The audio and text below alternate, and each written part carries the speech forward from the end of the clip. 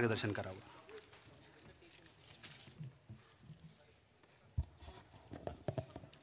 छत्रपती शिवाजी महाराज की जय. भवानी.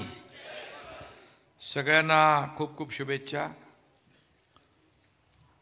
आजच्या या आपल्या कौटुंबिक घरगुती सोहळ्याला उपस्थित आणि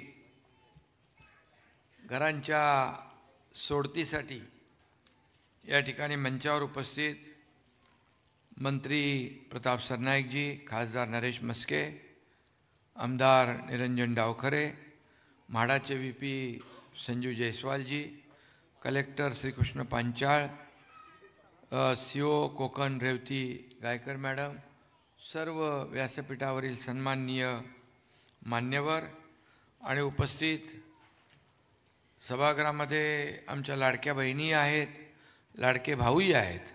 सगळ्यांचंच मनापासून स्वागत, सगळ्यांना मनापासून शुभेच्छा. आणि आज कोकण विभागाची सोडत होती आहे. जवळपास 5134 बरोबर आहे ना, 5354 घरांची आज सोडत या ठिकाणी होती आहे. आज सगळ्यांच्याच दृष्टीने आनंदाचा दिवस आहे. खरं म्हणजे सामान्यांच्या हक्काच्या घराचं स्वप्नपूर्तीचा दिवस आहे आज. प्रत्येकाचं घर हे स्वप्न असतं आणि त्याची पूर्तता आज करण्याचा दिवस आहे. नुकताच दसरा झालेला आहे, आता दिवाळी काही दिवसांवर आली आहे. मी आपल्याला दिवाळीच्या देखील ॲडव्हान्समध्ये शुभेच्छा देतो आणि आपल्या सगळ्यांचं मनापासून अभिनंदन करतो. ज्यांना घराची लॉटरी लागेल त्यांची दिवाळी नवीन घरात होईल, गोड होईल. आणि ज्यांना लॉटरी लागणार नाही त्यांचं नंतर आपण करणार ना, म्हणजे प्रावधान ठेवलेलं आहे, व्यवस्था नियोजन आहे. त्यामुळे हे आपलं सातत्याने चालणारी प्रक्रिया आहे. आणि म्हणून सोडतीमध्ये ज्यांना घरं लागतील त्या भाग्यवंतांचं मी मनापासून अभिनंदन करतो. इथं आपले पंच जे आहेत, आपले रिटायर्ड IAS ऑफिसर सुरेश कुमारजी आहेत, निलेश सदापुले, प्रकाश सावंत, राहुल बोंबले आणि श्रीन लोखंडे, उमेश वाघ यांना देखील धन्यवाद मी देतो, त्यांचे आभार मानतो. खरं म्हणजे एक इमारत किंवा घर म्हणजे 4 भिंतींचं घर किंवा एक इमारत एवढ्यापुरतं ते मर्यादित नाही. खरं म्हणजे घर हे प्रत्येकाच्या आयुष्यातलं एक मोठं स्वप्न असतं आणि त्यामध्ये कुटुंबाच्या सुरक्षिततेचा, आत्मसन्मानाचा आणि सुखसमृद्धीचा पाया हे घर आहे. आणि म्हणूनच घराचं स्वप्न साकार करणाऱ्या म्हाडाचं मी मनापासून अभिनंदन करतो. तुम्हाला खूप खूप शुभेच्छा देतो. आज 5354 घरं आणि 77 भूखंडांसाठी लॉटरी काढतायत. ही लॉटरी कम्प्युटराईज आहे आणि याच्यामध्ये काहीही कुणालाही काही वाटलं तरीसुद्धा अतिशय ट्रान्सपरंट पद्धतीने ही लॉटरी निघते. म्हणजे आपण सुरुवातीपासूनच हीच भूमिका ठेवली की जे काही लॉटरी निघेल ती लॉटरी पारदर्शकता त्याच्यामध्ये असली पाहिजे. कुणालाही कुणाच्या माणसासाठी शिफारस करता येणार नाही आणि शिफारस केली तरी त्याचं घर मिळणार नाही, कारण ती इथं लॉटरी तुमच्या समोरच निघते. हा एक विशिष्ट याचा जो काही भाग आहे या म्हाडाचा, स्पेशालिटी आहे मी म्हणेन की ट्रान्सपरन्सी खूप आहे याच्यामध्ये. आणि आज याच्यामध्ये कुठलाही ह्युमन इंटरफिरन्स नाही, म्हणजे कोणी याच्यामध्ये इंटरफिरन्स करू शकत नाही. त्यामुळे म्हाडावर विश्वास निर्माण होण्याची जी काही गती आहे ती वाढलेली आहे. आणि याच्यामध्ये ठाणे, रायगड, सिंधुदुर्ग, पालघर इथंही घरी आहेत. आणि मगाशी आणि 5354 घरांसाठी मला संजू जयस्वाल म्हणाले 1,84,994 अर्ज प्राप्त झाले. म्हणजे 5000 घरांसाठी 1,00,000 अर्ज, म्हणजे एका घरासाठी सरासरी 35 ते 40 अर्ज आलेले आहेत. यावरून निश्चितपणे लक्षात येतं की म्हाडावर आणि त्याच्या घरांच्या क्वालिटीवर आणि किमतींवर सर्वसामान्य लोकांचा आता विश्वास बसलेला आहे, विश्वास वाढत चाललेला आहे. पूर्वी म्हाडाची परिस्थिती थोडी वेगळी होती क्वालिटीमध्ये, परंतु आता सगळे जे काय म्हाडाची घरं होत आहेत ती चांगली होत आहेत, क्वालिटी होत आहेत आणि वेळेमध्ये पूर्ण होत आहेत. आणि म्हणूनच एक विश्वासाचं नातं निर्माण करण्याचं काम म्हाडाने केलेलं आहे. आणि म्हणूनच म्हाडाचे सर्व अधिकाऱ्यांना देखील धन्यवाद दिले पाहिजे. हक्काचं आणि परवडणारा घर देणारं कुठलं प्राधिकरण तर म्हाडा हे नाव आपण घेतो. आणि म्हणूनच खऱ्या अर्थाने म्हाडा केवळ ही गृहनिर्माण संस्था नाही आहे, तर सर्वसामान्यांच्या आयुष्यामध्ये आनंद निर्माण करणारी विश्वासाची शिदोरी आहे असं म्हटलं तर वावगं ठरणार नाही. कारण आतापर्यंत आपण जवळपास किती घरं दिली गेल्या अनेक वर्षामध्ये? 9 लाख. तेच ना, 60,000 नाही, 9 लाख घरं, त्याचा आकडा. आतापर्यंत जवळपास म्हाडाने गेल्या अनेक वर्षाच्या इतिहासामध्ये 9 लाख घरं उभी केलेली आहेत. 9 लाख हा आकडा मोठा आहे. तेवढ्या कुटुंबांच्या आयुष्यामध्ये त्यांनी आनंद निर्माण केलेला आहे. आणि आता जवळपास 60,000 घरं आणि ही 43,000 घरं.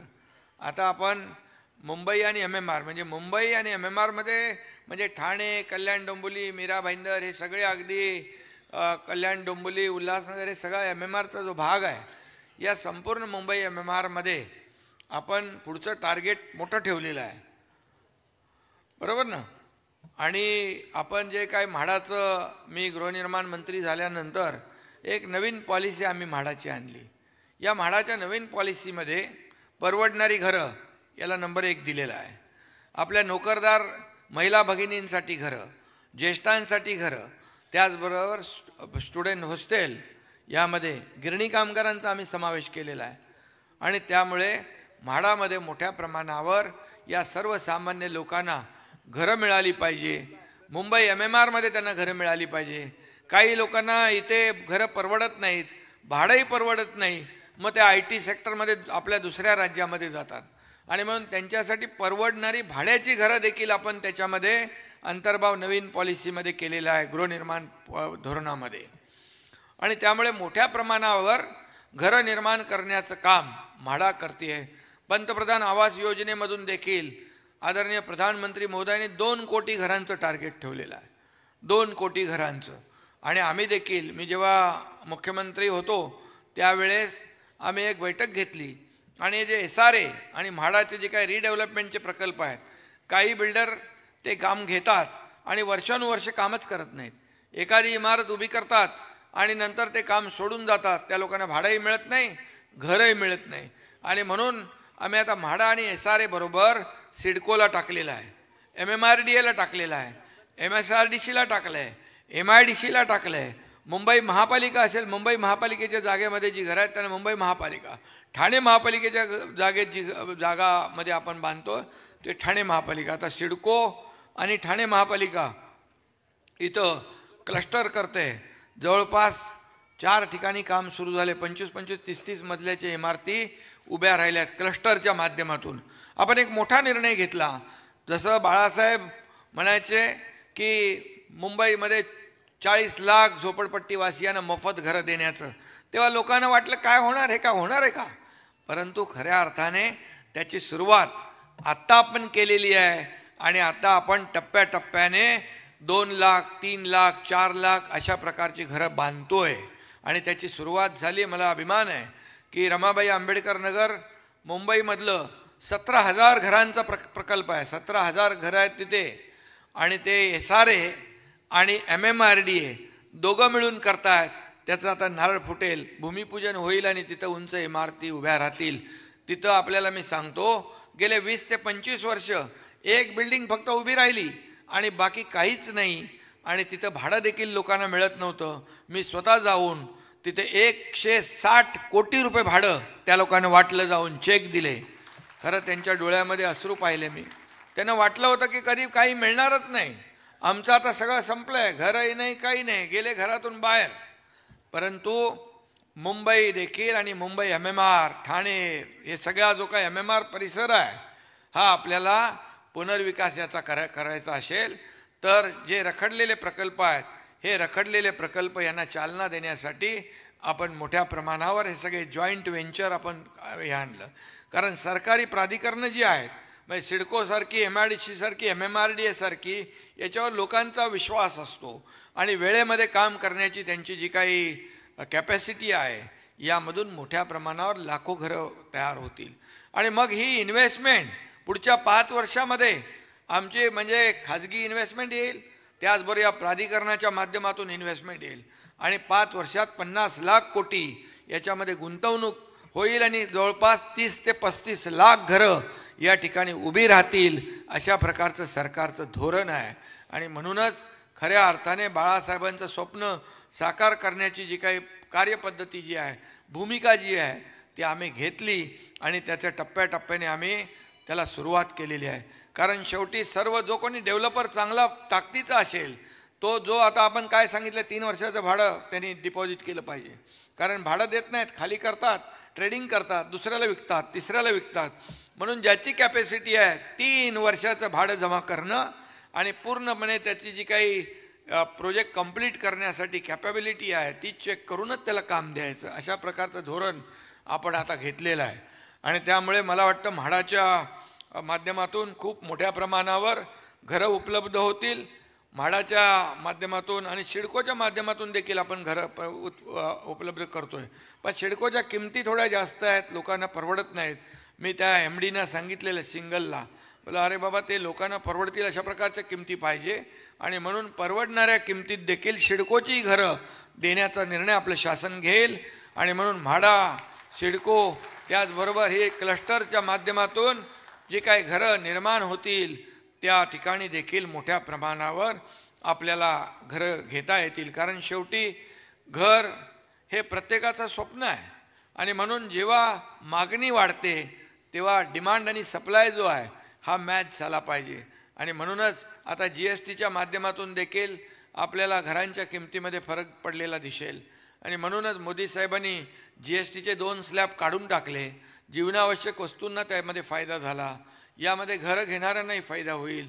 आपण अनेक जे काही सर्व घटकांना, नोकरदार वर्गाला देखील त्याचा फायदा होतो आहे आणि जे काही छोटे मोठे व्यापारी, दुकानदार त्यालाही त्याचा फायदा होतो आहे. कारण शेवटी किमती कमी झाल्यानंतर पर्चेसिंग कॅपॅसिटी वाढते आणि लोकांची क्रयशक्ती वाढली की दुकानदार जे आहेत, व्यापारी आहेत, त्याला देखील विक्री जास्त होते. त्यांची विक्री जास्त झाली तर मॅन्युफॅक्चरिंग वाढेल आणि मॅन्युफॅक्चरिंग वाढल्यानंतर या राज्यामध्ये रोजगार देखील वाढेल.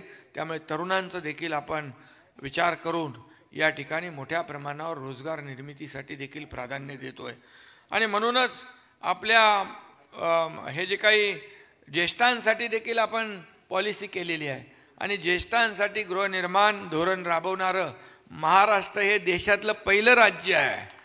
आणि म्हणून ज्येष्ठांमुळे देखील त्यांच्या आशीर्वादाने आपण हे सर्व काम करत असतो. आणि म्हणून या ठिकाणी मी प्रधानमंत्री नरेंद्र मोदीजींचं अभिनंदन यासाठी करेन.